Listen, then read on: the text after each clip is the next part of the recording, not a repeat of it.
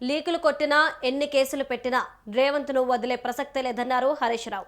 Assembly అయిపోయిన సాయంత్రమే రేవంత్ తనకు నోటీస్ అని అన్నారు. ఇక రాష్ట్రం తెచ్చిన వారిమని త్యాగాల చరిత్ర తమదన్నారు. రేవంత్ రెడ్డి తాటాకు చప్పుళ్లకు భయపడేది లేదని, ఇంకా గట్టిగా పనిచేస్తామన్నారు. ఇబ్బందులు పెడుతున్న పోలీసుల పేర్లు రాసుకుంటున్నామని వదిలిపెట్టమని అన్నారు. ఇక రూల్ బుక్, కాకీ బుక్ కొందరికేనా అని ప్రశ్నించారు.